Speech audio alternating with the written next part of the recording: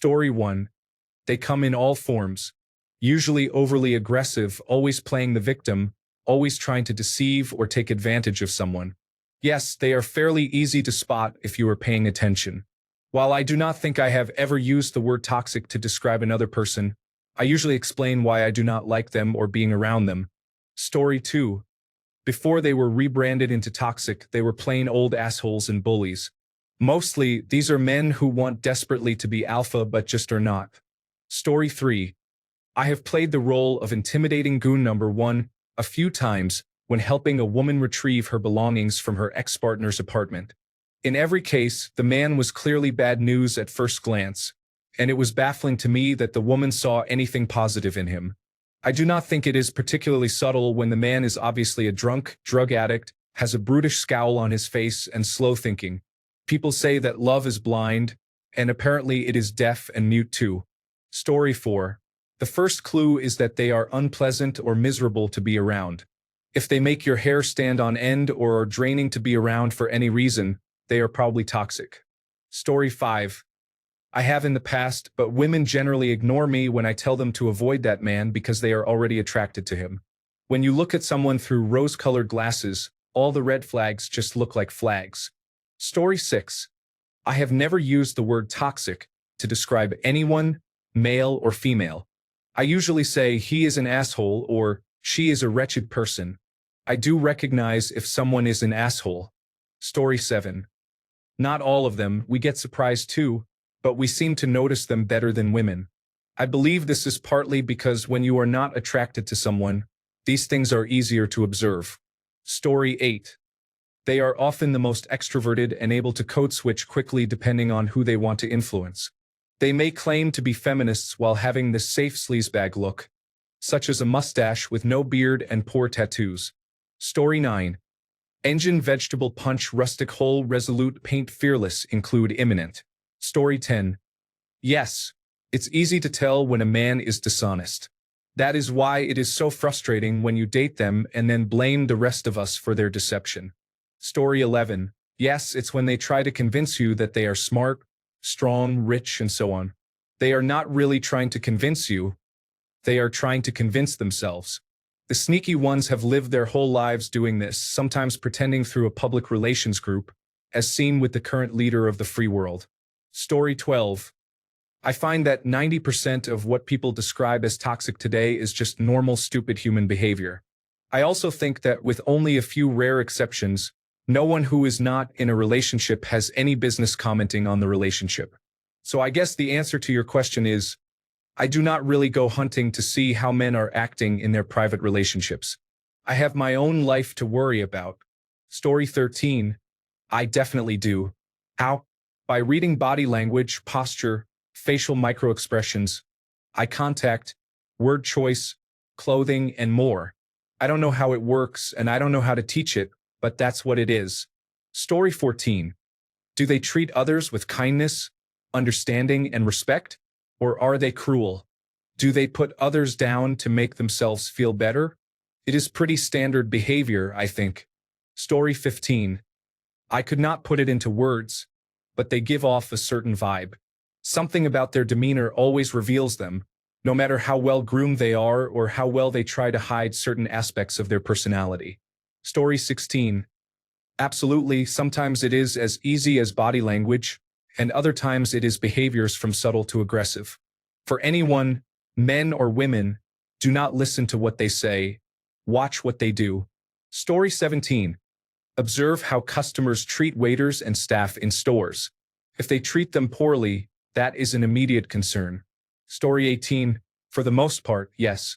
The easiest ones to spot are those who act like they never left high school or those who are in the boys' club.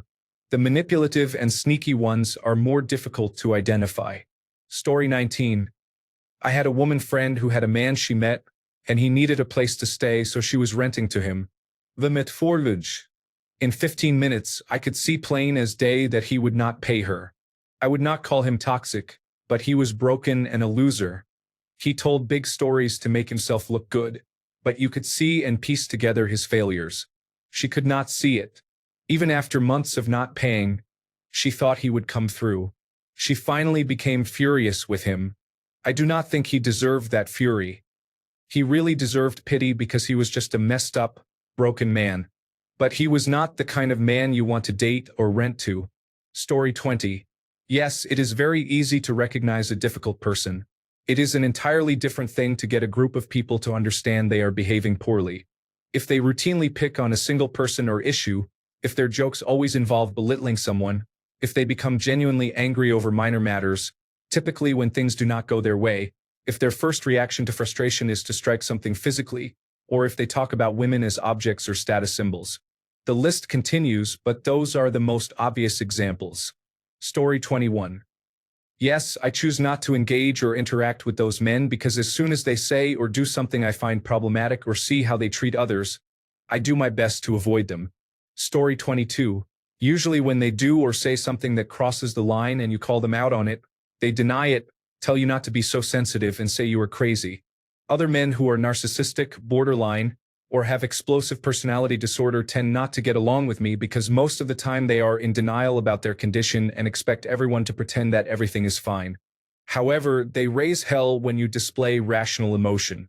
They gaslight you, trying to make you feel like you are a hypocrite when they are the hypocrites. Story 23. Guys can spot a bad person quickly. If you have male friends or family telling you to stay away from someone, you should listen to them. Story 24. The way they speak about other people, especially when objectifying women, using unwanted slurs, and abusing others for no reason or being rude to service staff, gives me a certain feeling. When meeting and talking to a person for the first time, I rely on my gut feeling.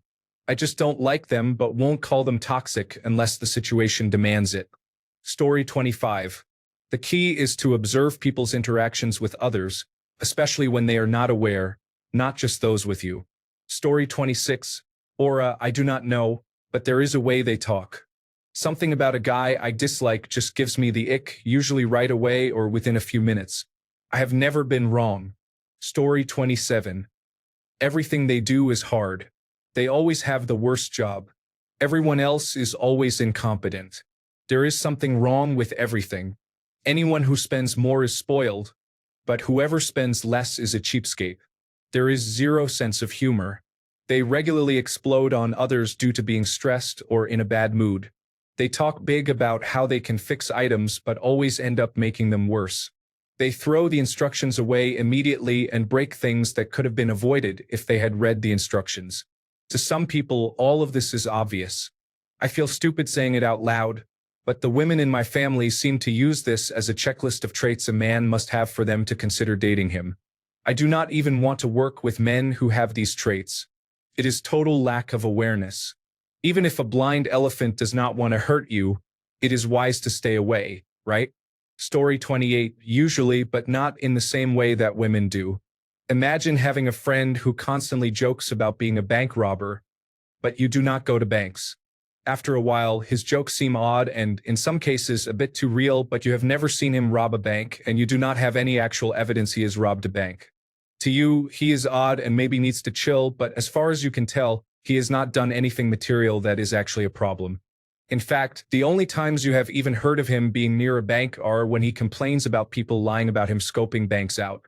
That is the kind of perspective men have when it comes to their toxic friends. They eventually recognize that they are a little odd and maybe even a bit too bro-y, but by the time actual suspicious evidence begins to compile, you are already this person's friend. So you give them the benefit of the doubt.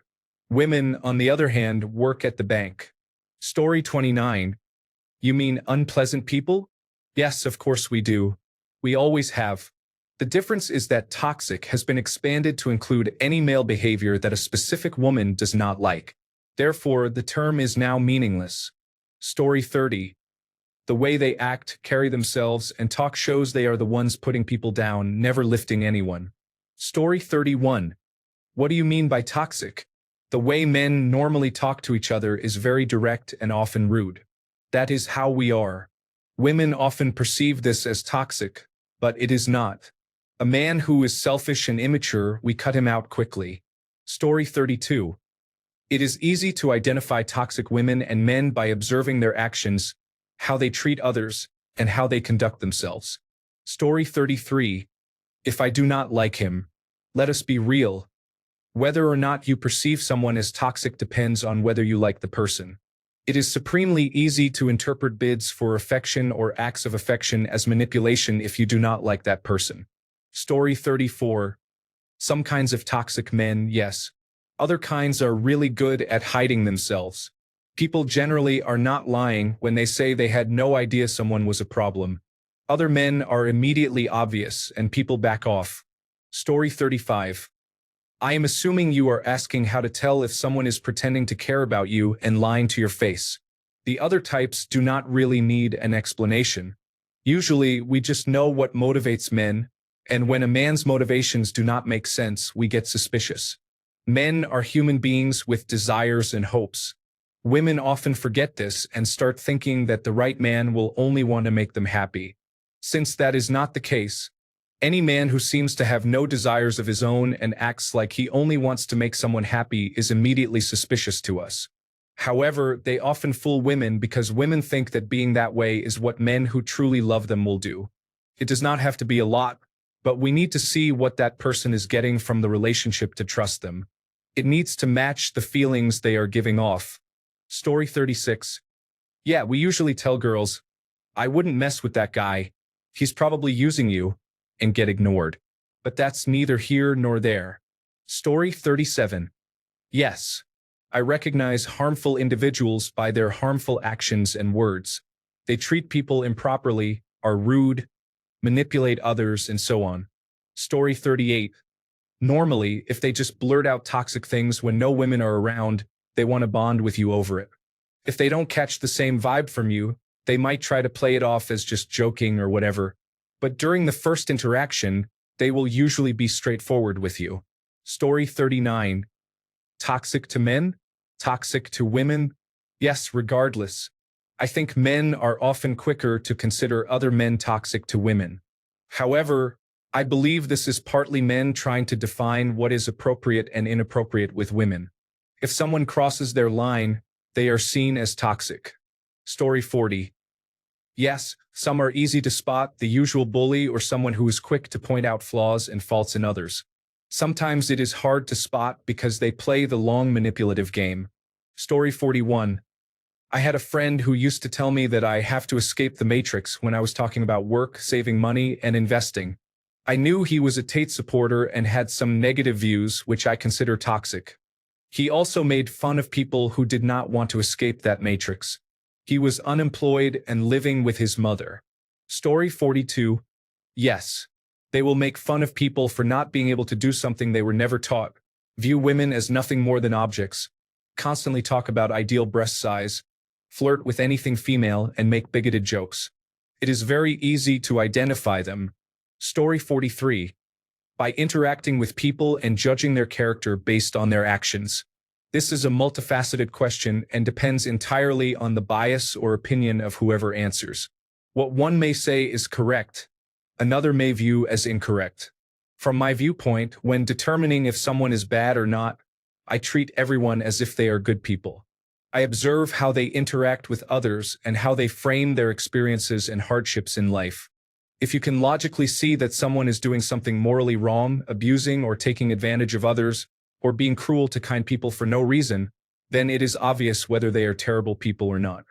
However, I tend not to judge people quickly, and this has caused me to be hurt numerous times by interacting with people who are two-faced. If someone is openly disrespectful or doing something I consider wrong or morally incorrect, I will immediately judge them and decide not to interact with or spend time on them. But they have to be doing something truly awful for me to make that assumption. What I consider awful may differ greatly from what another person does. I try to remain neutral regarding my opinions on what makes someone horrible. I do not focus on their political beliefs, opinions, or harsh speech because if I excluded everyone I disagreed with, I would lose the ability to understand all sides of an argument. I find that ignorance or stupidity could be remedied through exposure to a wide variety of people from different backgrounds, ethnicities, opinions, religions, and political affiliations. If you want to determine what is morally correct and weigh what you deem right or wrong, you need knowledge of why someone thinks the way they do. This knowledge cannot be gained fully through any method, but can be increased through exposure to diverse perspectives and experience. You cannot fully put yourself in someone else's shoes, but you can try your best to understand why they act the way they do or gather enough evidence to decide if someone is toxic. That is just my perspective. You should do what is best for you and what makes you happy. If you feel that someone is awful and makes you feel bad around them, then do not interact with them. Story 44. I can recognize a toxic woman from her lifestyle setup. As for a toxic man, it is usually the funny one, using humor as a defense mechanism for childhood trauma. Story 45. Usually has many tattoos and facial hair. They appear unapproachable, but somehow women do not realize it. Story 46. Yes, it is very obvious. Spoiler alert. It is not what insecure or traumatized women say it is. It is closer to what outspoken gold diggers dream of. Thanks a bunch for sticking around till the end of the video. Remember to subscribe, and until next time, stay awesome and goodbye.